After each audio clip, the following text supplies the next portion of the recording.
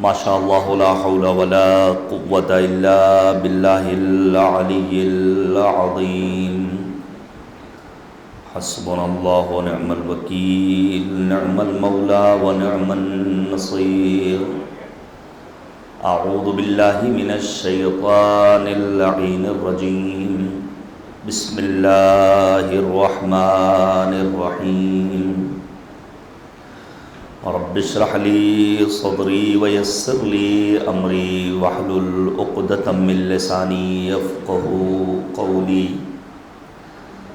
الحمد لله رب العالمين والعاقبة للمتقين والجنة للمؤمنين والنار للملحدين والمنافقين والكافرين والعاصين وصلى الله على سيدنا ومولانا أبي القاسم المصطفى محمد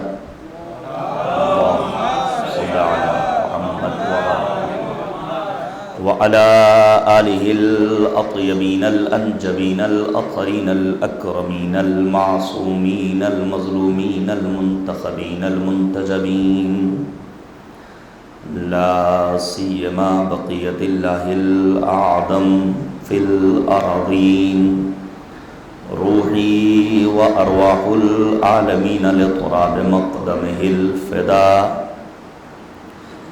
واللعنة الدائمة الباقية على أعدائهم أجمعين من الآن إلى قيام يوم الدين آمين يا رب العالمين أما بعد فقد قال رسول الله صلى الله عليه وآله وسلم إن الحسين مصباح الهدى وسفینۃ النجاة صلی اللہ علیہ وسلم۔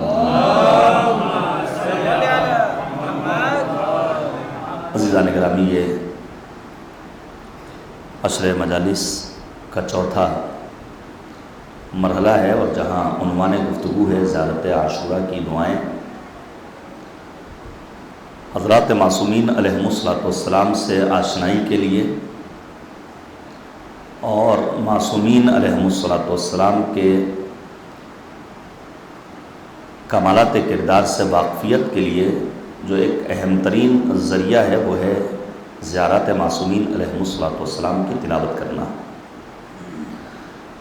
مظلوم کربلا امام حسین علیہ السلام کی مختلف زیارات ہم تک پہنچی ہیں، جن میں خصوصیت کے ساتھ زیارت عاشوراء، زیارت وارثہ اور زیارت روز اربعین قابل ذکر ہے۔ یہاں تک کہ زیارت اربعین کے لیے تو ہمارے اور آپ کے 11ویں امام حضرت امام حسن عسکری علیہ السلام نے جو مومن کی 5 علامتیں بیان کی ہیں: التختم بالیمین، دائنے ہاتھ میں انگوٹھی پہننا، التعفیر بالجبین، خاک پر سجدہ کرنا، الجہر بسم اللہ الرحمن الرحیم، بلند آواز سے بسم اللہ کہنا، دن بھر میں 51 رکعت نماز پڑھنا، وزیارت الاربعین، اور روز اربعین کی زیارت۔ صلوات بھیجیے گا پر محمد وعلی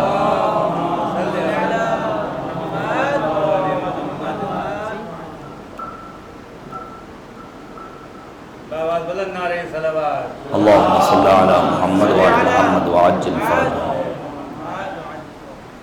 ایک اور صلوات بھیجیے گا بر محمد وعلی محمد، اللہم صلی علی محمد وعلی محمد وعجل فرجہ۔ تو زیارت اربعین کو میں گزارش کروں گا، پڑھیے گا۔ امام حسین کی قربانی کا مقصد زیارت اربعین میں بیان کیا گیا ہے۔ وَبَذَلَ مُهْجَتَهُ فِيكَ لِيَسْتَنْقِذَ عِبَادَكَ مِنَ الْجِهَالَ وَحِيرَةِ الضَّلَالَةِ۔ کہ مولا حسین، آپ نے قربانی اس لیے پیش کی تاکہ ضلالت و جہل و جہالت و گمراہی کے دلدل میں دھنسی ہوئی انسانیت کو راہ نجات بنائیں اور نور علم سے، نور ایمان و معرفت سے ان کے وجود کو منور اور بہرہ مند کریں۔ گزارش کروں گا پڑھیے گا زیارت اربعین کو، لیکن فی الحال چونکہ موضوع گفتگو زیارت عاشوراء ہے، لہذا میں چند ایک فقرات آپ کے سامنے خود زیارت کے سلسلے میں عرض کرنا چاہتا ہوں. دیکھیے زیارت کی بڑی تاکید ہے، یہاں تک کہ آپ کو مثلاً پیغمبر خاتم کا فرمان ملے گا کہ اگر کوئی شخص مدینہ منورہ میں آ کر میری زیارت کرے تو میں اس کی شفاعت کی ضمانت لیتا ہوں. اور یاد رکھیے گا، بغیر شفاعت پیغمبر اور آل پیغمبر کے ہمارا کوئی عمل قابل ارزش نہیں ہے. یہ ایک الگ موضوع گفتگو، البتہ اسی زیارت عاشورہ کا فقرہ ہے، اللہم ارزقنا شفاعت الحسین علیہ السلام یوم الورود. پڑھیے گا آپ، آیت اللہ العظمیٰ مکارم شیرازی حفظ اللہ نے قیامت کے 70 نام لکھے ہیں. محقق کبیر کہتا ہوں جناب آیت اللہ العظمیٰ جعفر سبحانی حفظ اللہ کو، کہ عظیم صاحب قلم ہیں، انہوں نے 40 سے زیادہ نام لکھے ہیں. بعض علماء نے، ملا محسن فیض کاشانی نے 100 سے زیادہ نام لکھے ہیں. انہی ناموں میں ایک نام کیا ہے؟ یوم الورود. اور یہ جملہ اللہم ارزقنی شفاعت الحسین علیہ السلام یوم الورود اس بات پر دلالت کرتا ہے کہ مرنے کے فوراً بعد شفاعت محمد اور آل محمد انسان کے شامل حال نہیں ہوگی. شفاعت کہاں ملے گی؟ روز قیامت. لہذا مرنے کے بعد سے لے کر قیامت آنے تک کے مرحلے کو برزخ کہا گیا، اور اس عالم برزخ میں ہم ہوں گے، ہمارے اعمال ہوں گے. یہ برزخ نہ دنیا ہے نہ آخرت، ایک ڈیوائیڈر کے مانند ہے. قرآن مجید میں متعدد مقامات پر اللہ نے لفظ برزخ کو استعمال کیا، بینہم برزخ لا یبغیان. امام معصوم فرماتے ہیں ہمیں اپنے چاہنے والوں کی برزخ کے بارے میں بار بار خیال آتا ہے کہ برزخ میں ان کا کیا ہوگا. لہذا ہمیں خود اپنے آپ کو تیار کرنا ہے. ایک فقرہ یہ زیارت عاشورہ کیا ہے جہاں ہم شفاعت کا تذکرہ کرتے ہیں. ایک زیارت اور ہے، ابھی آپ نے جناب ابوالفضل عباس کا تذکرہ کیا. غیر معصوم ہستیوں میں تنہا 2 ہستیاں وہ ہیں جن کی زیارت امام معصوم سے ہم تک پہنچی ہے. ایک ذات ہے جناب ابوالفضل عباس کی. اور پھر آپ پڑھیے، میں بسا اوقات جب اشعار سنتا ہوں شعراء کے یا پھر خطابت سنتا ہوں اپنے ذاکرین کی، تو کبھی کبھی سوچنے پر مجبور ہو جاتا ہوں کہ آیا واقعی میں انہوں نے زیارت ابوالفضل عباس کی تلاوت کی ہے؟ جناب عباس کی زیارت کا فقرہ کیا ہے؟ لعن اللہ من جہل حقک. اس انسان پر اللہ کی لعنت ہو جو آپ کے حق کو پہچان نہیں سکا، آپ کی معرفت نہیں حاصل کر سکا. ممکن ہے ایک انسان کربلا جائے، حرم ابوالفضل عباس میں زیارت کے فقرات پڑھے اور پھر وہاں وہ اپنے اوپر لعنت کر کے کربلا سے واپس چلا آئے. کیوں؟ کیونکہ اسے ابوالفضل عباس کی معرفت نہیں ہے. یہ جو سرکار وفا ابوالفضل عباس ابھی میں پیش کروں گا، میدان کربلا میں امام حسین کے اشارے کے منتظر رہتے تھے.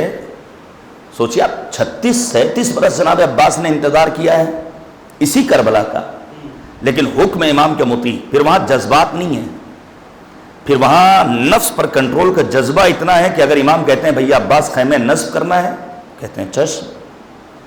امام حسین کہتے ہیں خیمہ ہٹانا ہے، کہتے ہیں چشم. امام حسین کہتے ہیں بھیا تلوار کو نیام میں رکھ لو، کہتے ہیں چشم. امام حسین کہتے ہیں بچوں کے لیے پانی کی سبیل کا انتظام کر دو، عباس کہتے ہیں چشم. یہ جو جناب عباس دریا سے پانی لے کر واپس آ رہے تھے اور مشکیزے میں تیر لگا ہے، حقیقت میں عباس اس لیے پریشان نہیں تھے کہ پانی خیمے تک نہیں پہنچ پایا، بلکہ پریشان اس لیے تھے کہ حکم امام کو جناب ابوالفضل عباس خیمے تک نہیں پہنچا پائے. یہ ہے جناب عباس کی معرفت. جناب معصوم قم دوسری ذات ہیں جن کی زیارت ہم تک پہنچی ہے امام معصوم کے ذریعے. اس میں بھی ایک فقرہ ہم اور آپ پڑھتے ہیں جہاں امام معصوم جناب معصوم قم بنت باب الحوائج امام کاظم اخت الرضا فاطمہ معصومہ کی بارگاہ میں یہ دعا کرتا ہے، یا فاطمۃ اشفعی لی فی الجنہ فإن لک عند اللہ شأنا من الشان. اے بی بی معصومہ، آپ جنت میں میری شفاعت کیجئے گا. تو شفاعت کہاں نصیب ہوگی؟ انشاءاللہ العزیز روز محشر. آنے والا آتا ہے امام باقر کی خدمت میں، مولا پوچھتے بتاؤ تمہارے قبیلے میں کون سی آیت سب سے زیادہ امید افزا ہے؟ ایک آپ نے شربت کا نام سنا، روح افزا. اسی طرح امام پوچھتے ہیں امید افزا آیت کون سی ہے؟ وہ سورہ زمر کی آیت نمبر 53 کو پڑھتا ہے، جہاں مالک نے کیا اعلان کیا؟ لا تقنطوا من رحمت اللہ ان اللہ یغفر الذنوب جميعا، خبردار اللہ کی رحمت سے مایوس نہ ہونا، اللہ تمام گناہوں کو معاف کرنے والا ہے۔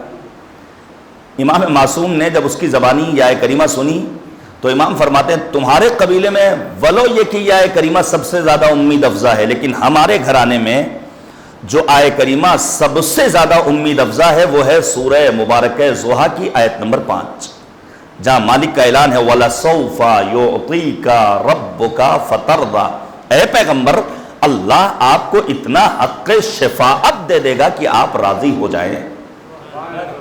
پیش کروں آپ کے سامنے، جناب زہرائے مرضیہ اپنے بابا سے سوال کرتی ہیں اَيْنَ أَلْقَاكَ يَوْمَ الْقِيَامَةِ، بابا جان قیامت کے دن آپ سے ملاقات کہاں ہوگی؟ بتائیے کیا جواب ہوگا پیغمبر کا؟ نبی اعظم نے فرمایا علی باب الجنہ، جنت کے مین گیٹ پر کھڑے ہوں گے، اپنے امتیوں کا استقبال کر رہے ہوں گے۔ لیکن روایت کہتی ہے شہزادی کونین اس جواب سے مطمئن نہیں ہوئی، فوراً سوال کیا بابا جان اگر باب الجنہ پہ آپ نہ ملیں تو کہاں ملیں گے؟ کہا علی الحوض، حوض کوثر پر ملاقات ہوگی۔ دو جواب مل گئے، ابھی بھی شہزادی مطمئن نہیں ہے۔ ہم جیسے گنہگاروں کا خیال ہے بی بی دو عالم شہزادی کونین کو، بابا اگر حوض پر بھی ملاقات نہ ہو؟ کہا علی الصراط، پل صراط پر۔ تین جواب ہو گئے، علی باب الجنہ، علی الحوض، علی الصراط۔ بابا اگر وہاں بھی ملاقات نہ ہو؟ کہا علی المیزان۔ چار جواب ہو گئے۔ روایت کہتی ہے شہزادی کونین نے پھر سوال کیا بابا جان اگر ان چار مقامات پر آپ سے ملاقات نہ ہو تو کہاں ملاقات ہوگی؟ سنیں گے آپ نبی خاتم کیا جواب دیتے ہیں؟ پیغمبر فرماتے ہیں علی شفیر جہنم، جہنم کے صدر دروازے پر کھڑے ہوں گے جہاں اپنے گنہگار امتیوں کی شفاعت کر رہے ہوں گے صاحبان دل جنہوں نے آج کی رات دعائے توسل کی تلاوت کی ہوگی۔ یہ جو آل سعود، یہ وہابی افکار رکھنے والے، یہ بدبخت، حتیٰ مدینہ منورہ کا امام جماعت کہتا ہے میں 40 برس سے مدینے میں ہوں لیکن ان 40 برسوں میں نے ایک مرتبہ بھی نبی خدا کو تحفہ سلام روانہ نہیں کیا۔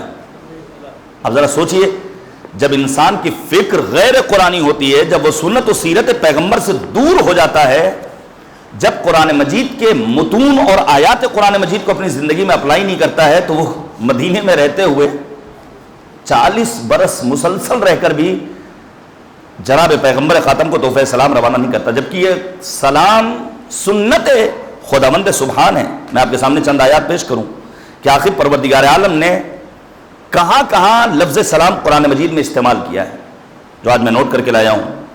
مثلا سورہ صافات کی آیت نمبر 79، سلام علی نوح فی العالمین، اللہ کا سلام جناب نوح پر۔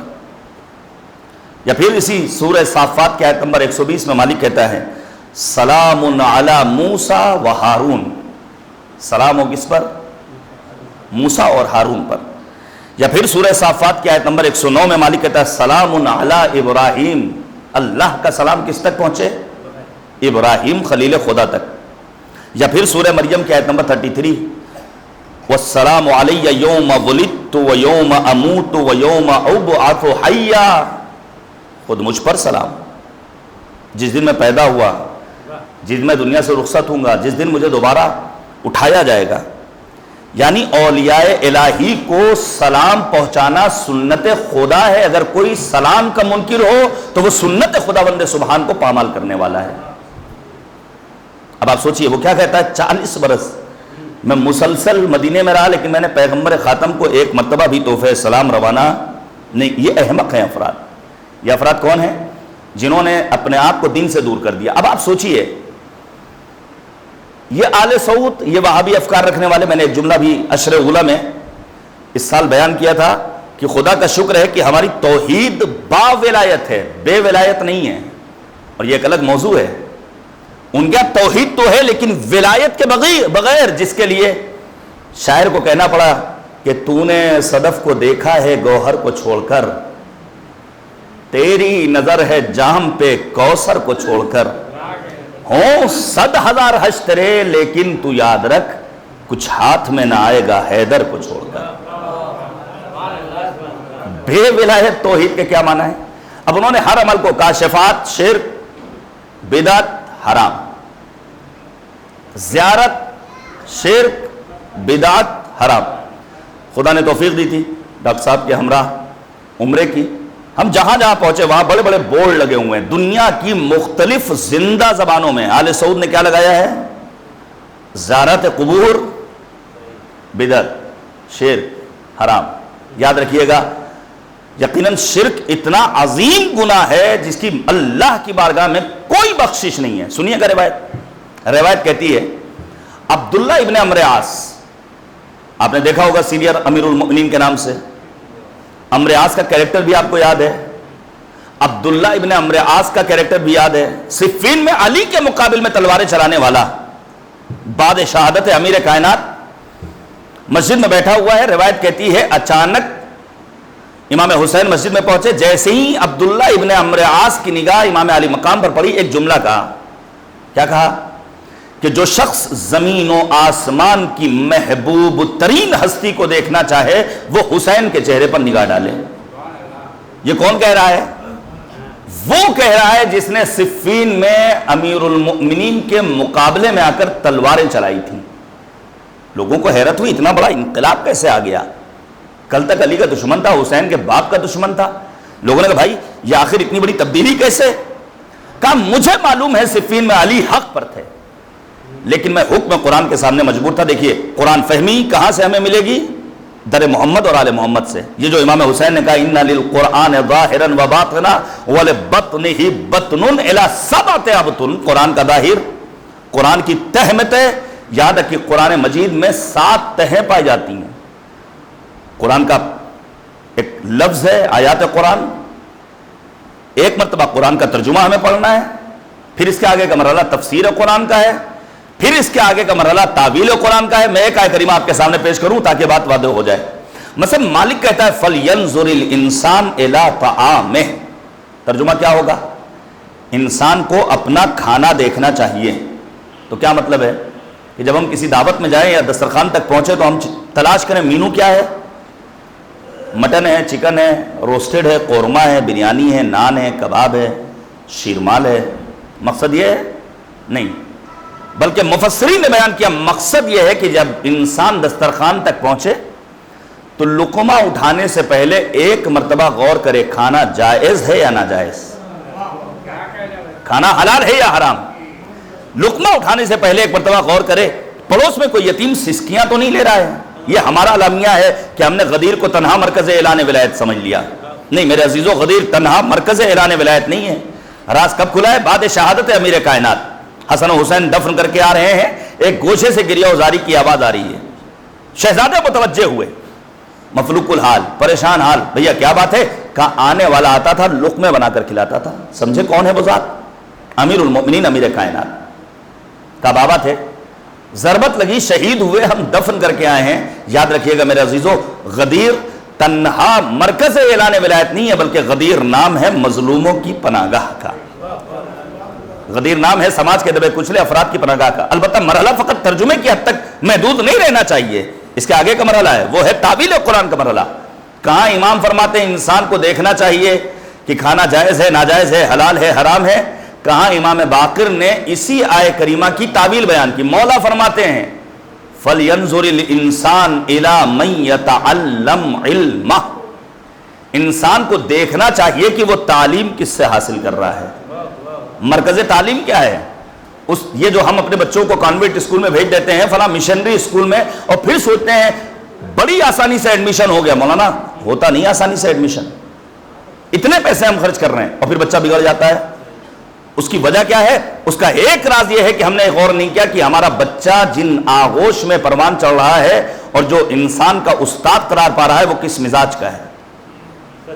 انسانی زندگی میں استاد کی اتنی اہمیت ہے، اتنی اہمیت ہے کہ بعد ہلاکت یزید کا بیٹا معاویہ صغیر فراز ممبر پر آیا. آنے کے بعد بھرے مجمع میں اعلان کر، آپ سوچئے، میں کیا بتاؤں، مثال ایسی دوں کہ کسی کو بات بری نہ لگے.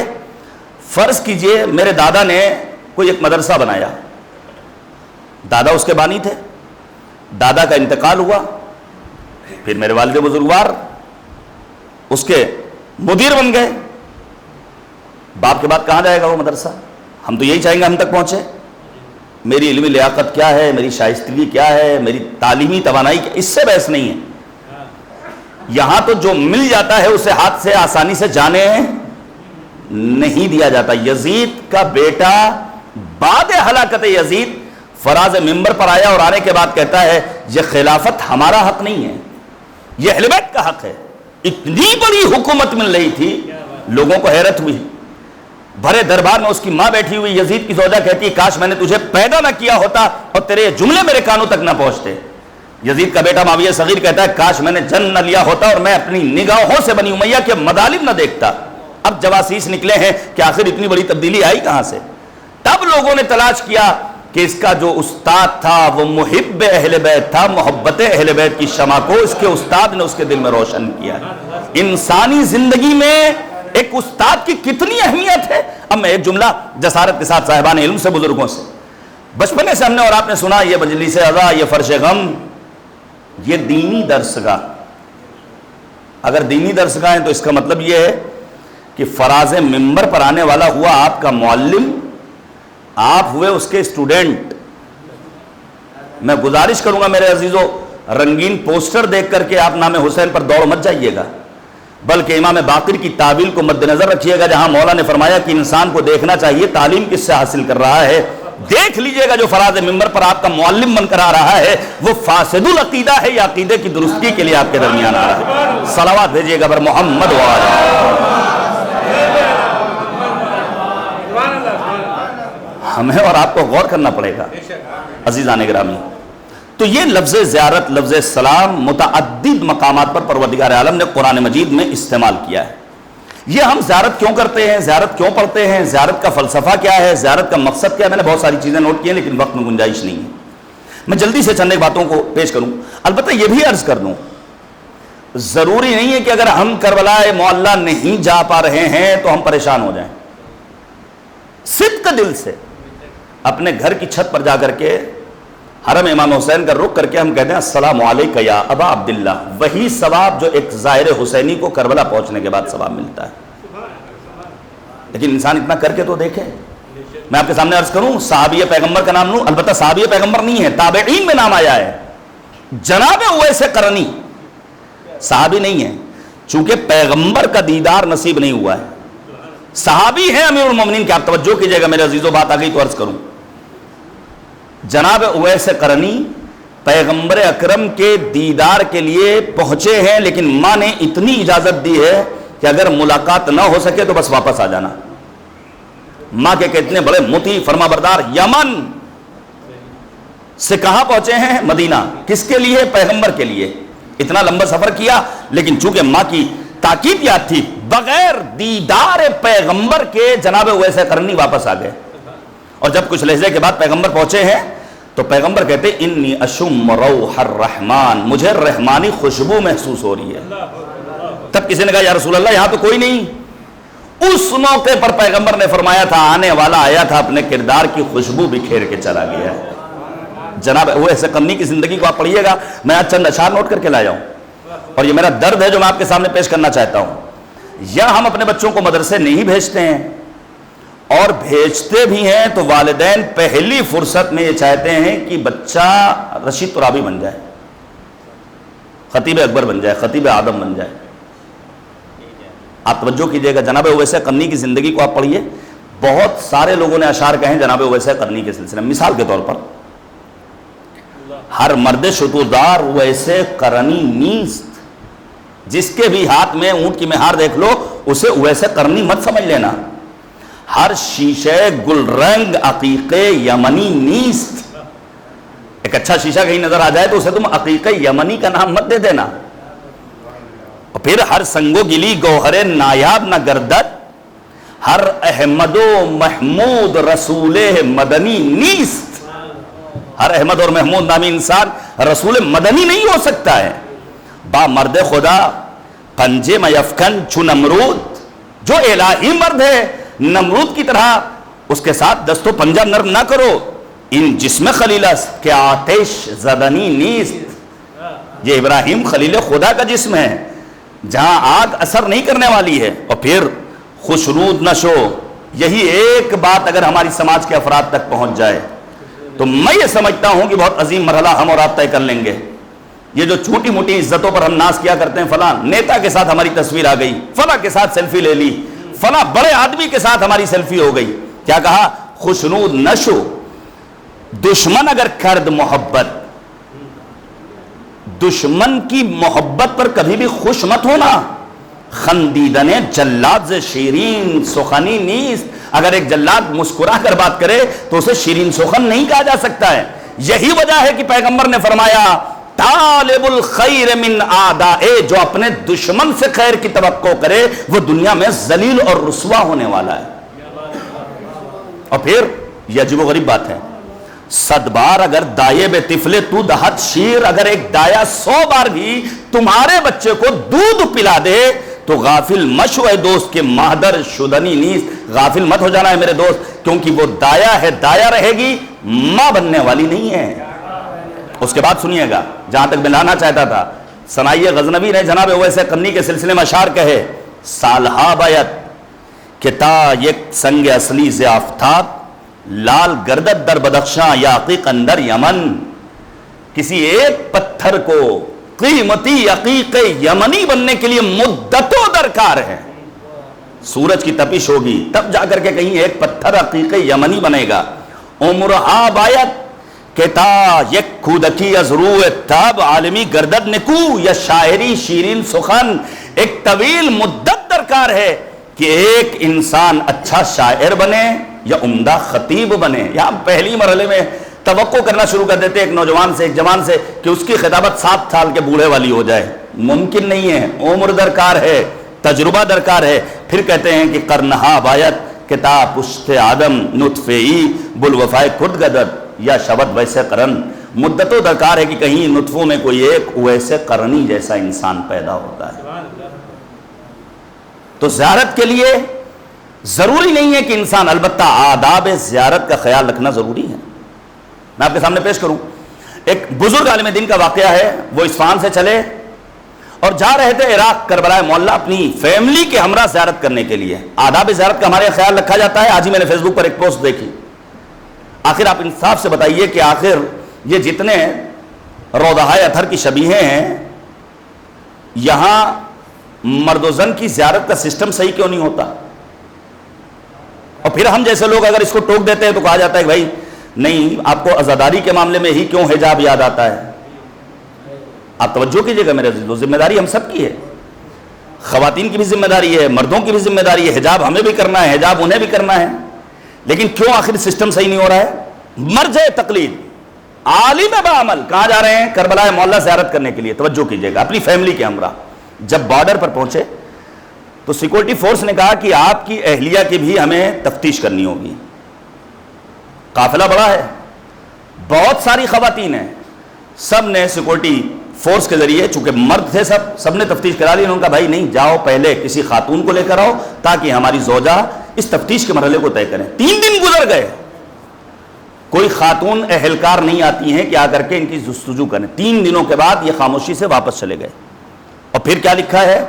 جب قافلہ کربلا کی زیارت کر کے واپس آیا تو ساری خواتین ان کے پاس پہنچی اور پہنچنے کے بعد کہتی ہیں کہ ہماری زیارت کا ثواب آپ کے سپرد، اور آپ کا کربلا نہ جانا جو ثواب رکھتا ہے وہ آپ ہمیں دے دیجئے بس. یہ ہے آداب زیارت. جب انسان آداب زیارت، اب میں آپ کے سامنے عرض کروں، بانی تنظیم خطیب اعظم مولانا غلام عسکری علی اللہ مقامہ کی ایک بات میں نے استاد محترم سے سنی، مولانا صفی حیدر صاحب اللہ سے. انہوں نے کہا بانی تنظیم کہا کرتے تھے واجبات ہے ڈیوٹی اور مستحبات ہے اوور ٹائم. یہ بانی تنظیم خطیب اعظم کہا کرتے تھے. سوچئے کیا عمدہ بات کہہ دی انہوں نے. مثال کے طور پر اگر ایک انسان ڈیوٹی جا رہا ہے، 8 گھنٹے ڈیوٹی کر رہا ہے، ہر گھنٹے کے 100 روپے مل رہے ہیں، لیکن کبھی کبھی ایسا ہوتا ہے برڈن زیادہ ہوتا ہے، بوجھ زیادہ ہوتا ہے، تو کمپنی کا مالک کہتا ہے کہ بھائی آج اوور ٹائم کرو، ہر گھنٹے کے 100 کے 200 دیں گے. ظاہر اس میں فائدہ ہے. یہ گلف میں جو ہمارے پورمانچل کے جوان بھاگ کر جاتے ہیں، اگر اوور ٹائم نہ ملے تو شاید بھوکے رہنا پڑے. اوور ٹائم میں فائدہ ہے. لیکن فرض کیجئے کمپنی کے مالک نے جہاں اتنی چھوٹ دے دی کہ آپ کو اوور ٹائم کرنا ہے عام ڈیوٹی کا آپ کو ہر گھنٹے کے بس 100 روپیہ ملتا ہے، یہاں اوور ٹائم میں ہر گھنٹے کا 200 ملے گا، یہاں تو پیسہ زیادہ مل رہا ہے۔ اب کوئی کارمند، کوئی کاریگر اپنے مالک سے کہے ایسا ہے صاحب ہم ڈیوٹی نہیں کریں گے، ہم اوور ٹائم کریں گے، تو کیا مالک اجازت دے گا؟ میرے عزیزو یاد رکھیے، بس اسی طرح واجبات ڈیوٹی ہے، ڈیوٹی، بغیر واجبات کو انجام دیے اوور ٹائم کیا جائے گا، مستحبات کو انجام دیا جائے گا تو ثواب ملنے والا نہیں ہے۔ سفر زیارت پر جانے سے پہلے سوچنا ہوگا یہ پیسہ جو راہ زیارت امام حسین میں خرچ ہو رہا ہے جائز ہے یا ناجائز؟ خمس کی پابندی کی گئی ہے کہ نہیں گئی ہے؟ مجالس اعضاء میں تبرک تقسیم کیا جا رہا ہے تو دیکھنا پڑے گا کہ ہم نے آیا رکوع میں شریعہ کو ادا کیا ہے کہ ادا نہیں کیا ہے۔ میں آپ کے سامنے پیش کروں سب سے پہلا فائدہ زیارت کا، چاہے وہ زیارت عاشورہ ہو، چاہے وہ زیارت معصومین ہو، چاہے وہ زیارت اربعین ہو، چاہے کربلا جا کر زیارت کرنا ہو، چاہے راہ دور سے زیارت ہو، پہلا جو عظیم ترین فلسفہ اور ضرورت ہے وہ ہے تقرب اللہ حاصل کرنا، قرب الہی۔ ہم اور آپ کیا پڑھتے ہیں؟ وَبِزِيَارَاتِكُمْ إِلَى اللَّهِ مُتَقَرِّبًا، اے اہل بیت آپ کی زیارات کے ذریعے ہم قربتاً الی اللہ منزلوں کو طے کرتے ہیں تاکہ تقرب الی اللہ کی منزلوں کو حاصل کر لیں۔ دوسری ذات، آئیڈیل بنانا ہے ان معصومین ہستیوں کو۔ آپ سوچئے دنیا میں کتنی سیاحتی جگہیں ہیں، لیکن کیا آپ کو ملتا ہے کہ فلاں تفریح کی جگہ کو دشمن نے ٹارگٹ کیا ہو؟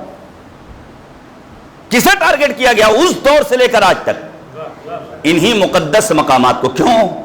کیونکہ جب ایک زائر امام حسین کربلا جاتا ہے تو درس شجاعت لے کر واپس آتا ہے، درس حریت لے کر واپس آتا ہے۔ پھر شاعر کو کہنا پڑتا ہے کہ کعبہ آ کر کربلا سے بندگی کی بھیک لے اور مدینہ اس زمین سے روشنی کی بھیک لے، ہاتھ پھیلا کر نجف بھی زندگی کی بھیک لے، کہہ دو ہر پیاسے سے آ کر تشنگی کی بھیک لے۔ دامن حق میں جو اللہ ہو نبی کی بات ہے، سب حسین ابن علی کی دی ہوئی خیرات ہے۔ آئیڈیل بنانا ہے ان معصوم ہستیوں کو، ہمیں اور آپ کو۔ ظاہر ہے ہم میں سے ہر انسان کو اللہ نے ہماری فطرت میں رکھا ہے کہ ہم اپنے سے بڑے انسان کو اپنے لیے آئیڈیل بنائیں۔ حتیٰ ہمارے کمسن بچے جو بھی نوخیز ہیں وہ بھی ادائیں وہی کرتے ہیں اور وہی حرکتیں کرتے ہیں جو ان کا باپ کرتا ہے۔ یہ وہ افراد سمجھ سکتے ہیں جو سگریٹ پینے کا عادی ہیں، جن کے گھر میں بچہ کمسن ہے۔ چونکہ باپ سگریٹ پیتا ہے لہذا بچہ بھی کبھی پین کو سگریٹ بنائے گا، کبھی پینسل کو بنائے گا، کبھی کسی کاغذ کے ٹکڑے کو بنائے گا۔ یہ انسان کے وجود میں اللہ نے فطرت کا تقاضا رکھا ہے۔ کیا رکھا ہے؟ کہ اپنے سے بڑے انسان کو وہ اپنے لیے آئیڈیل بنانا چاہتا ہے۔ ابھی سروع زمین پر کیا ان سے بڑا کوئی آئیڈیل گھرانہ ہو سکتا ہے؟ حسب و نسب کے اعتبار سے، جوامردی کے اعتبار سے، عبادت و اطاعت کے اعتبار سے۔ زیارت کا فقرہ کیا ہے؟ اشہد انک قد اقمت الصلاۃ، میں گواہی دیتا ہوں کہ آپ نے نماز قائم کی۔ تو نماز کے قائم کرنے میں امام حسین کو ہمیں اپنے لیے آئیڈیل بنانا ہے کہ اگر امام حسین نے برستے تیروں میں نماز پڑھی ہے تو ہمیں بھی نماز ادا کرنی ہے۔ جناب ابوالفضل العباس میدان کارزار میں جاتے ہیں، پانی ہاتھ میں ہے لیکن پانی نہیں پیتے ہیں، صرف یہ سوچ کر کے کہ ابھی خیام حسینی میں بچے پیاسے ہیں، میرا حسین پیاسا ہے، میرا آقا و مولا پیاسا ہے، پانی کو پھینک دیتے ہیں۔ یہ بھی زندگی میں آئیڈیل بنانے والا پہلو ہے۔ یا پھر جناب علی اصغر میدان کربلا میں باپ کے ہاتھوں پر جام شہادت نوش کرتے ہیں۔ اس سے پیغام کیا ملتا ہے؟ راہ دین میں اگر اولاد بھی قربان کرنا پڑے تو ہم اپنی اولاد کو نچھاور کرنے کے لیے تیار ہیں۔ تاریخ میں بے شمار نمونے آپ کو مل جائیں گے جہاں والدین نے اپنی اولاد کو راہ حسین میں، راہ اہل بیت میں قربان کیا۔ اور آگے بڑھیے، جناب زینب اولیاء مقام، کیا عظیم ذات ہے جناب زینب کبریٰ کی۔ ہمارے عقل مندی کا ملاک اور معیار کیا ہے کہ جو آج غریب ہو اور راتوں رات امیر ہو جائے۔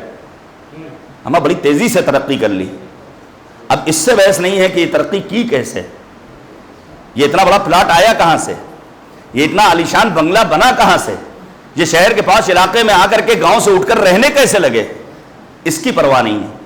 بعض افراد تو اس حد تک جسور ہوتے ہیں کہ دوسرے کی جیب پر ڈاکہ ڈالتے ہیں اور پھر سر شام کہتے ہیں خدایا تیرا شکر کہ تو نے میری روزی مجھ تک پہنچا دی۔ یاد رکھیے گا میرے عزیزو، اسی لیے معصوم نے کہا کسی کے ایمان کو پرکھنا ہو تو لا تنظروا الی طول رکوعہم ولا الی سجودہم، لمبے لمبے رکوع، طولانی سجدے دیکھ کر کے، سجدوں کے گھٹوں کے نشانات کو دیکھ کر کے فیصلہ مت کرنا بڑا عبادت گزار، بڑا نمازی، بڑا دیندار۔ پھر کیا کرنا؟ بل تنظر الی صدق الحدیث و اداء الامانہ، یہ دیکھنا کہ گویائی میں صداقت ہے کہ نہیں، یہ دیکھنا امانت داری ہے یا نہیں۔ اب سوچئے جناب زینب کبریٰ کا جو ایک لقب اہم ترین ہے وہ کیا ہے؟ عقیلہ بنی ہاشم۔ ایک جملہ آپ کے سپرد کروں، زینب کس خانوادے کے لیے عقیلہ ہے؟ جہاں عقیل جیسا مرد پہلے سے موجود ہے، جو لوگوں کے نقش کف پا کو دیکھ کر بتا دے گزرنے والے کا کس خاندان سے تعلق تھا، کس قبیلے سے تعلق تھا۔ اور پھر مسجد نبوی میں جناب عقیل کے لیے خاص جگہ مخصوص تھی، لوگ آتے تھے اپنے شجرے کے بارے میں دریافت کرتے تھے۔ ابو موسیٰ اشعری کے بارے میں پوچھا گیا، تاریخ میں درج ہے، اہل سنت نے لکھا ہے۔ پھر معاویہ نے خود اپنے بارے میں پوچھا، جسے آپ تاریخ میں جا کر کے پڑھ سکتے ہیں، میں نہیں بیان کرنا چاہتا ہوں۔ کیوں عقیلہ ہے؟ کیونکہ پیغمبر نے فرمایا ان عاقل الناس من عرف ربہ فاطاع، عقل مند ہے وہ انسان جو اپنے رب کو پہچانے بھی اور پھر اپنے رب کی اطاعت بھی کرے۔ ومن عرف عدوہ فعصا، اپنے دشمن کو بھی پہچانے، دشمن سے اظہار بیزاری بھی کرے۔ جناب زینب اولیاء مقام پر ہمارا لاکھوں سلام۔ معرفت رب کا عالم یہ ہے کہ شام غریبہ کے بعد شب یازدہوں میں محرم میں جبکہ گھر لٹ چکا ہے، گود کے پالے جام شہادت نوش کر چکے ہیں، ماجائے حسین کا لاشا پامال ہو چکا ہے، خیموں میں آگ لگائی جا چکی ہے، لیکن اس کے باوجود شب 11 محرم شام غریبہ کے بعد جناب زینب اولیاء مقام کی نماز شب قضا نہیں ہوتی ہے۔ یہ ہے معرفت رب، یہ ہے اطاعت پروردگار۔ اور پھر جناب زینب کی دشمن شناسی کیسی ہے؟ کوفے کا انداز خطاب کچھ اور ہے، وہاں آ کر کے اپنا تعارف نہیں پیش کرتی ہیں، لیکن یہی زینب جب شام میں پہنچتی ہے تو انداز خطاب بدل جاتا ہے۔ پھر مورخ کو لکھنا پڑتا ہے کأن علی یتکلم، ایسا محسوس ہو رہا تھا گویا علی بات کر رہے ہیں۔ ایک جملہ کہنے کا دل کرتا ہے، بیٹی وہ ہے جب گفتگو کرے تو دنیا سمجھے کہ باپ بول رہا ہے، باپ وہ ہے جو شب ہجرت بستر نبوت پر سوئے تو دنیا سمجھے نبی آرام کر رہے ہیں۔ صلوات بھیجیے گا بر محمد وآلہ۔ اور پھر اس زیارت کا ایک اہم فلسفہ کیا ہے؟ شفاعت، توسل۔ اب سوچئے عبداللہ ابن عمرو عاص والی بات یہاں مکمل کروں۔ جیسے ہی اس نے کہا مجھے معلوم ہے علی حق پر تھے، لیکن میں حکم قرآنی کے تحت مجبور تھا۔ کیا مطلب؟ کہا قرآن نے کہا ماں باپ کے حکم کے آگے اف بھی نہ کرنا۔ میرے باپ نے کہا تھا علی سے چل کر لڑائی کرو، لہذا مجھے جانا پڑا چونکہ قرآن کا حکم ہے۔ سوچئے قرآن کو کیسے پیش کیا گیا، لے کر کے پہنچے امام حسین کی خدمت میں۔ اس موقع پر مولا امام حسین نے سورہ لقمان کی آیت نمبر 15 کی تلاوت کی، جا کر کے پڑھیے گا۔ وَإِن جَاهَدَاكَ عَلَىٰ أَن تُشْرِكَ بِمَا لَيْسَ لَكَ بِهِ عِلْمٌ فَلَا تُطِعْهُمَا، اگر تمہارے ماں باپ تمہیں شرک کی دعوت دیں تو خبردار ان کی اطاعت مت کرنا۔ اور پھر اس پر مہر لگائی ہے نبی خاتم کا قول پیش کر کے، لا طاعۃ لمخلوق فی معصیۃ الخالق، جہاں بندوں کی اطاعت کے ذریعے خالق کی نافرمانی ہو رہی ہو وہاں بندوں کی اطاعت مانا نہیں رکھتی۔ لہذا اگر کسی خاتون سے اس کا شوہر کہے آج بغیر حجاب کے چلنا ہے لولو مال، تو وہ خاتون جس پر شوہر کی اطاعت واجب ہے، چونکہ حکم خدا کی نافرمانی ہو رہی ہے، یہاں شوہر کی بات اسے نہیں ماننا ہے۔ کوئی خاتون اپنے شوہر سے کہے داڑھی منڈا دو، تو یہاں پر شوہر کو اپنی بیوی کی بات نہیں ماننا ہے۔ کوئی ماں باپ اپنے بچوں سے کہیں تم ہائی اسکول میں ہو، انٹر میں ہو، ایگزام پیریڈ ہے، گرمی بہت زیادہ ہے، اگرچہ بالغ ہو چکے لیکن روزہ مت رکھو، تو یہاں بچوں کو اپنے ماں باپ کا کہنا نہیں ماننا ہے۔ اب آپ سوچئے شرک اتنا عظیم گناہ ہے جہاں مالک کہتا ہے ان الشرک لظلم عظیم، شرک ظلم عظیم ہے، سارے گناہوں کو اللہ معاف کر دے گا سوائے شرک کے۔ یہ قرآن کا کھلا اعلان ہے۔ 3 لفظیں استعمال ہوتی ہیں اللہ کے سلسلے میں۔ ایک لفظ ہے مع اللہ، اللہ کے ساتھ کسی کو شریک قرار دینا، اس کی اجازت نہیں، یہ شرک، یہ عظیم گناہ ہے۔ ایک لفظ ہے دون اللہ، معاذ اللہ، اللہ کچھ ہے ہی نہیں۔ یہ جو ہم ان دروازوں پر آنے کے بعد دامن مراد پھیلاتے ہیں، جب ہسائی کرتے ہیں، اپنی مرادوں کو حاصل کرتے ہیں، آقا حسین اولاد کی نعمت سے نواز دیجئے، فلاں مشکل کو برطرف کر دیجئے، تو یہاں معاملہ یہ نہیں ہے کہ ہم مع اللہ والی کیفیت کے ساتھ آ رہے ہیں یا دون اللہ والی کیفیت کے ساتھ آ رہے ہیں، بلکہ تیسرا بھی لفظ ہے جو ہم اور آپ دعائے توسل میں پڑھتے ہیں، وہ کیا ہے؟ عند اللہ، یا وجیہن عند اللہ، اشفع لنا عند اللہ۔ اے کریم آقا امام حسین، اللہ نے اپنے نزدیک جو آپ کا مقام و مرتبہ اتنا بلند کر رکھا ہے، اس کے صدقے میں ہم آپ سے دعا کر رہے ہیں کہ ہماری دعا کو اپنی بارگاہ میں شرف قبولیت عنایت کر دیں۔ صلوات بھیجیے گا پر محمد و آل محمد۔ یہ بات یہیں پر روک رہا ہوں تاکہ میں ایک فقرے کی تھوڑی سی وضاحت کر دوں۔ البتہ سوچا تھا کہ میں اس ایک دعائیہ فقرے کو مزید پیش کروں گا۔ فَأَسْأَلُ اللَّهَ الَّذِي أَكْرَمَ مَقَامَكَ وَأَكْرَمَنِي بِكَ أَن يَرْزُقَنِي طَلَبَ ثَارِكَ مَعَ إِمَامٍ مَنْصُورٍ۔ اس کو چھوڑ رہا ہوں، بہت ساری علامات تھیں کہ ہم یہ کرامت اپنے وجود میں کیسے حاصل کریں۔ آج جس فقرے کو میں پیش کر رہا ہوں ذرا سا آپ سن لیجئے، دعائیہ فقرہ ہے۔ خدا کی بارگاہ میں زیارت عاشورہ کے ضمن میں ہم اور آپ کیا دعا کرتے ہیں؟ اللہم اجعلنی عندک وجیہا بالحسین علیہ السلام فی الدنیا والآخرہ۔ اے کریم پروردگار، امام حسین کے صدقے میں ہمیں دنیا اور آخرت میں وجیہ بنا دے۔ یہ ہے کیا وجاہت؟ یہ وجاہت حاصل کیسے ہوگی؟ قرآن مجید میں کن کن لوگوں کے لیے کلمہ وجیہ اللہ نے استعمال کیا ہے؟ آپ توجہ کیجئے گا، یہ ہم آپ کے سامنے پیش کریں۔ دیکھیے، بڑا آسان ہے گھر کے باہر اپنے آپ کو صاحب عزت بنا لینا، یہ بہت آسان ہے۔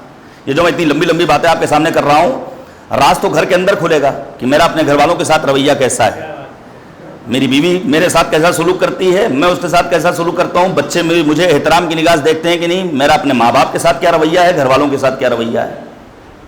ہمارے استاد حوض علمیہ قم میں کہا کرتے تھے، بعض افراد وہ ہیں جو گھر کے باہر تو سلمان فارسی ہیں، ان سے معتبر کوئی نہیں ہے، لیکن گھر کے حدود میں پہنچنے کے بعد ان کا مزاج سلمان رشدی والا ہو جاتا ہے۔ بھائی سلنڈر ہو گیا 1200 روپے کا، فرمائش اپنی سوجا کے سامنے ہم طویل پیش کر دیتے ہیں، آج یہ کھانا چاہیے، یہ کھانا چاہیے، یہ کھانا چاہیے۔ تیل ہو گیا 200-250 روپے کلو، اور گیس 15-17 دن میں ختم ہو گئی۔ غصہ کیا ہمیں اپنی بیوی پر کرنا چاہیے یا غصہ گورنمنٹ پر کرنا چاہیے؟ مہنگائی کہاں جا رہی ہے، غصہ کہاں کرنا چاہیے؟ تو بسا اوقات انسان گھر کے باہر تو بڑا اچھا ہے، لیکن کمال یہ ہے کہ جس عزت و قدر کی نگاہ سے انسان گھر کے باہر دیکھا جا رہا ہے، اسی عزت و قدر کی نگاہ سے انسان اپنے گھر کے حدود میں بھی دیکھا جائے۔ تنہا دنیاوی زندگی میں نہیں، حتی روز آخرت مالک کی بارگاہ میں پہنچنے کے بعد بھی انسان کو عزت و تکریم کے ہمراہ بہشت میں لے جایا جائے۔ آپ پڑھیے گا، بہار الانوار کی جلد نمبر 91 میں ہے، فَلَا تَفْضَحْنِي يَوْمَ الْقِيَامَةِ عَلَى رُؤُوسِ الْأَشْهَادِ۔ اے پروردگار، روز قیامت ہمیں ذلیل و خوار مت کرنا جبکہ لوگ ہمیں دیکھ رہے ہوں۔ اور آپ کے سامنے پیش کروں، کیا عظیم نام ہے عالم اہل سنت جناب ابن ابی الحدید معتزلی کا، کیا امیر المؤمنین کے معتقد جناب ابن ابی الحدید معتزلی شرح نہج البلاغہ لکھی۔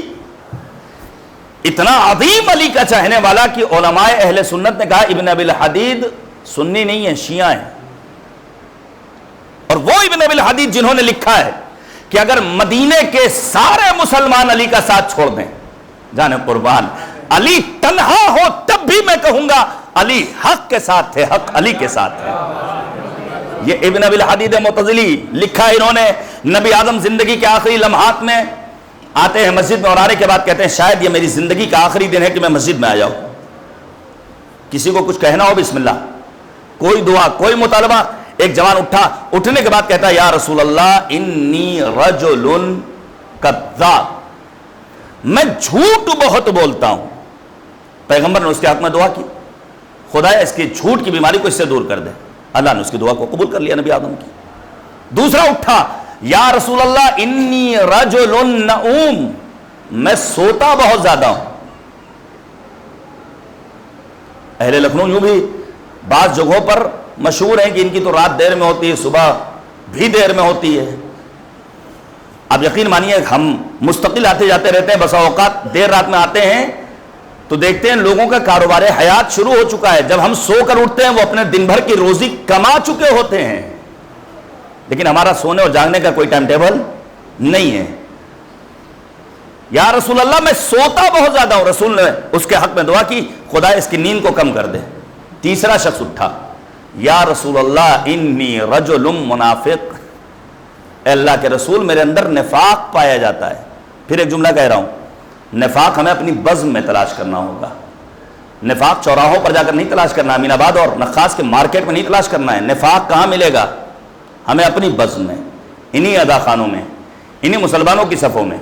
پیغمبر کی مکے کی زندگی میں منافقین نہیں تھے, مدینہ کی زندگی میں منافقین نظر آتے تھے. پڑھیے گا آپ قرآن مجید, تاریخ کا مطالعہ کیجیے گا. جیسے ہی اس نے کہا یا رسول اللہ انی رجل منافق, میں منافق ہوں, روایت کہتی ہے, ابن ابی الحدید معتزلی نے بھی لکھا ہے, ایک شخص اٹھنے کے بعد کہتا ہے بیٹھ جاؤ, کیا تم نے دوسروں کے سامنے اپنا مذاق بنوا رکھا ہے؟ تم اپنا نفاق برملا کر رہے ہو.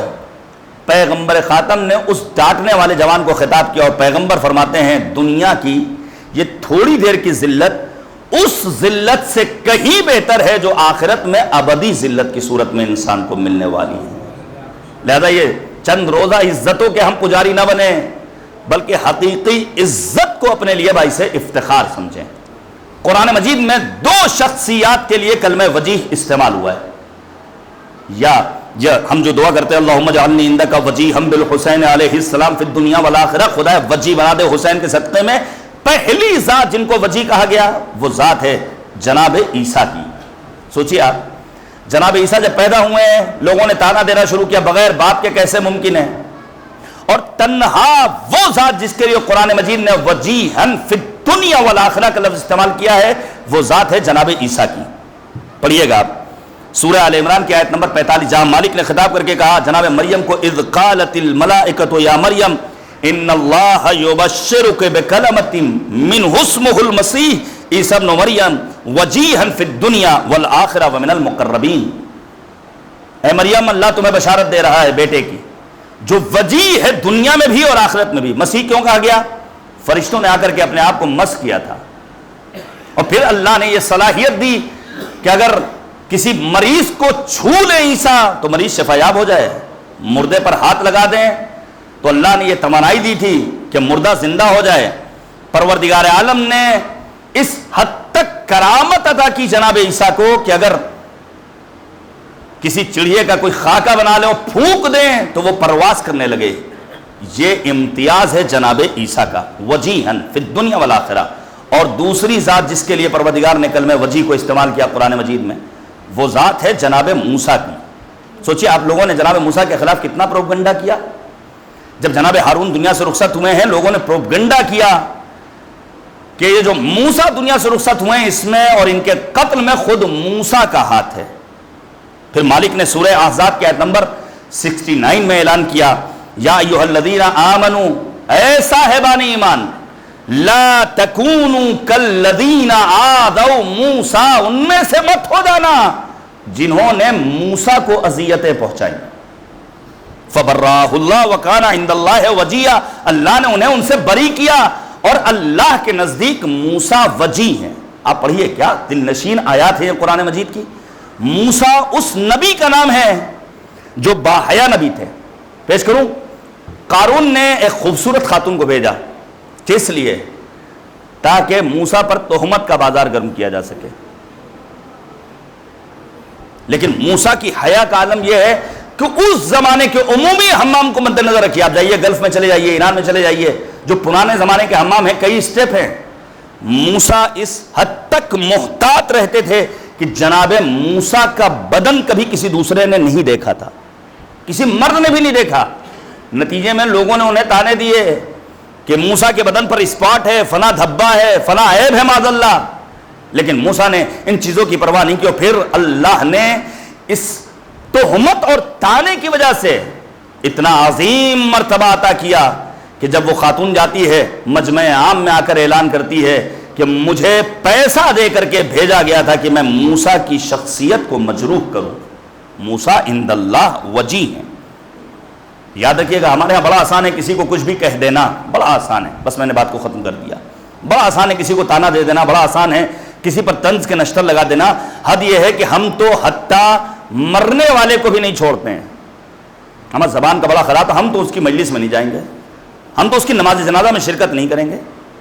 سوچیے آپ, یا من سبقت رحمتہ غضبہ, جس کی رحمت اس کے غضب کے آگے آگے چلتی ہو. یا سورہ اعراف کی آیت نمبر 156 کو پڑھیے گا جا کر, پروردگار نے اپنی رحمتوں کا تذکرہ کیا ہے.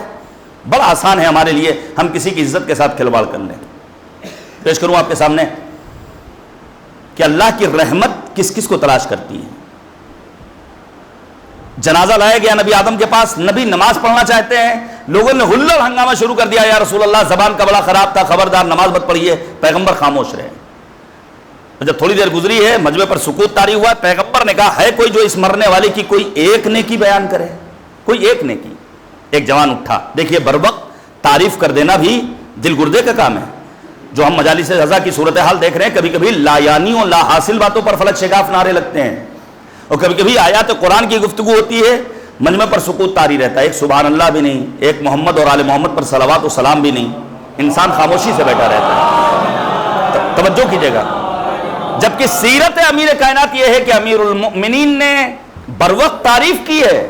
ذرا سوچئے, جناب فضا وہ عظیم شخصیت جن کو علم کیمیا آتا تھا, در فاطمہ پر پہنچی ہیں, بیت النبوہ میں, بیت الفاطمہ میں غربت دیکھی, کہا تین چیزیں نظر آئیں, چکی, زرہ, تلوار, پروسیس کے ساتھ سونا بنایا, امیر المومنین کے سامنے پیش کیا. مولا نے جیسے ہی دیکھا مسکرائے, کہا احسنت یا فضہ, کیا کہنا فضہ, ماشاءاللہ, شاباش.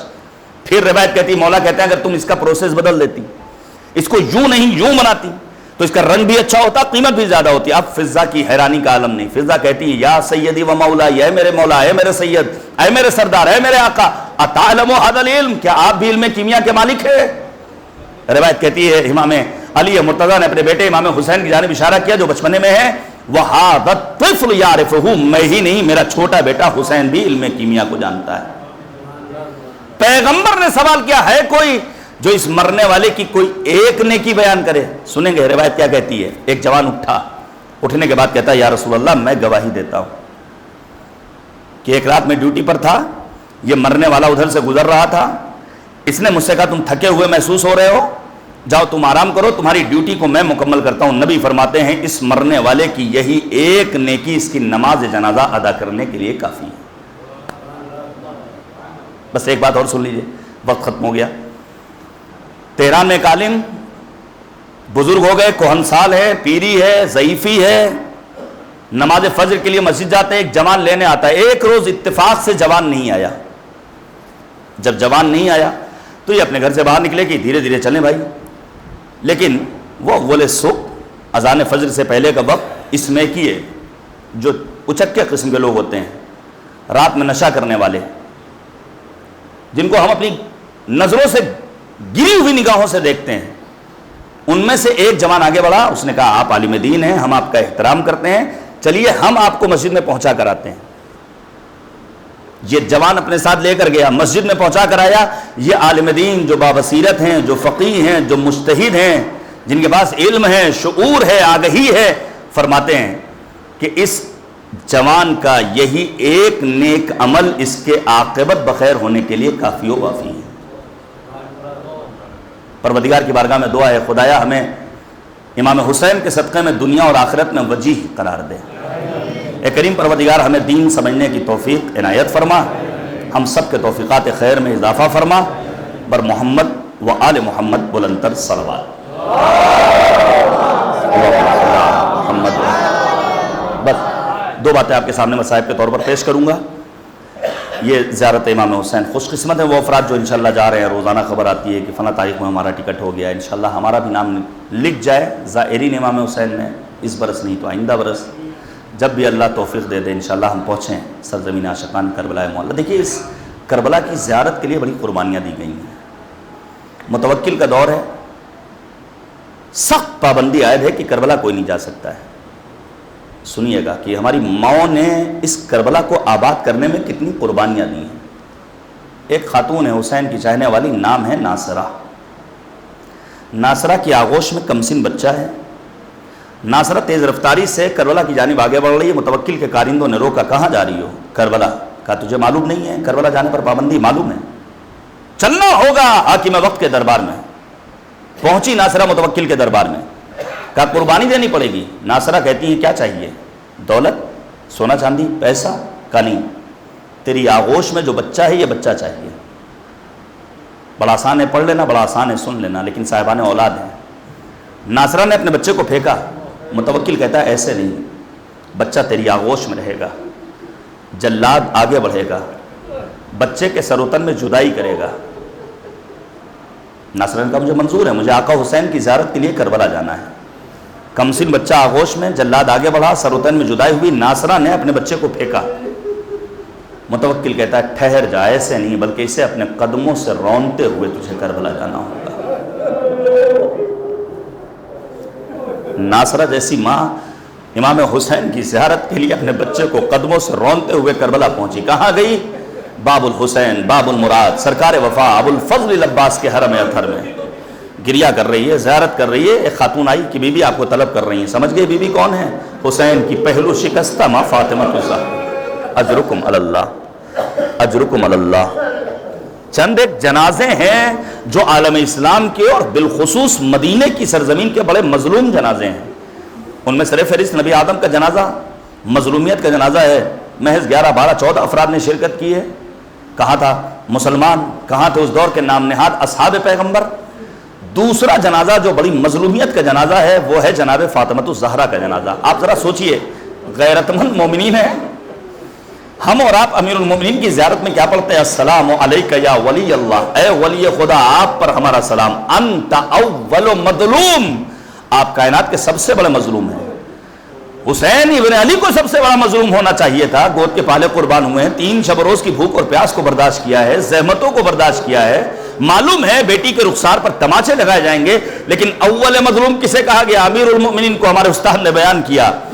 امیر المؤمنین اول مظلوم اس لیے ہے کہ کائنات میں سب سے بڑا مظلوم مرد وہ ہے جس کی ناموس کو اس کی نگاہوں کے سامنے تماچے لگائے جائیں اور مرد اتنا مجبور ہو کہ اپنی زوجہ کا دفاع نہ کر سکیں۔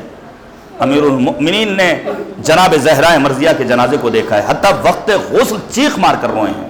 اور پھر ایک جنازہ اور ہے، وہ جنازہ ہے سبت اکبر، حضرت امام حسن مجتبیٰ کا جنازہ، جو اتنی مظلومیت کا جنازہ ہے کہ تاریخ انسانیت کا واحد جنازہ جو گھر سے گیا بھی ہے، گھر واپس بھی آیا ہے۔ گھر سے گیا ہے تو کفن سفید تھا، گھر واپس آیا ہے تو کفن خون آلود ہے، تیر بارانی ہوئی عباس کی موجودگی میں۔ اور پھر ایک جنازہ اور ہمیں نظر آتا ہے جو بڑی مظلومیت کا جنازہ ہے، وہ جنازہ ہے سبت اصغر سید الشہداء امام حسین کا جنازہ میدان کربلا میں۔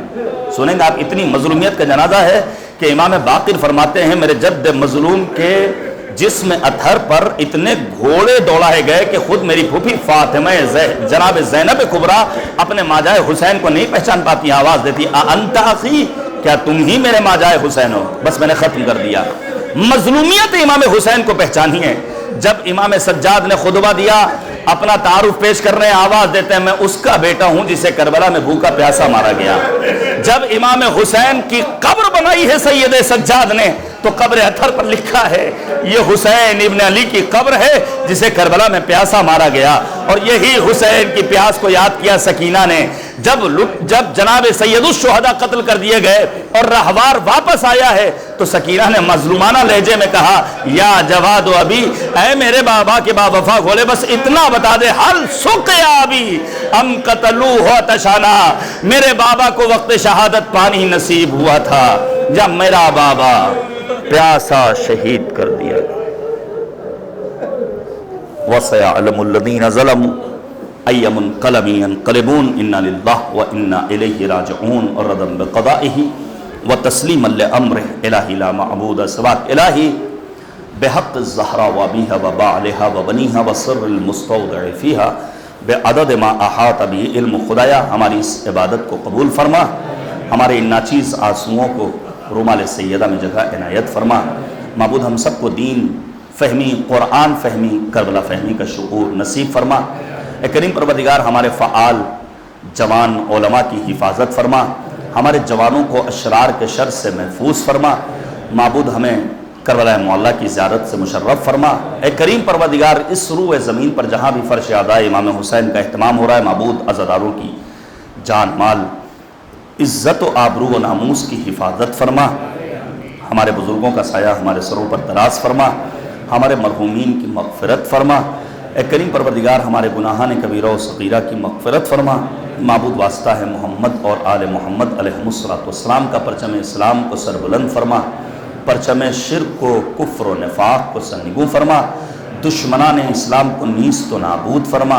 معبود جملہ مومنین، علماء فاضل، واعظین، خطباء، شعراء، ذاکرین، مراجع اعظام، بالخصوص رہبر معظم انقلاب، عالم یگانہ، عالم فرزانہ جناب آیت اللہ العظمیٰ خامنئی، مرجع علی قدر آیت اللہ العظمیٰ سیستانی، سید مقاومت جناب سید حسن نصر اللہ کو طول عمر بابرکت عنایت فرما۔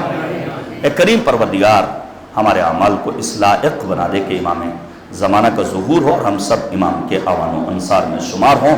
ربنا تقبل منا انک انت السمیع العلیم۔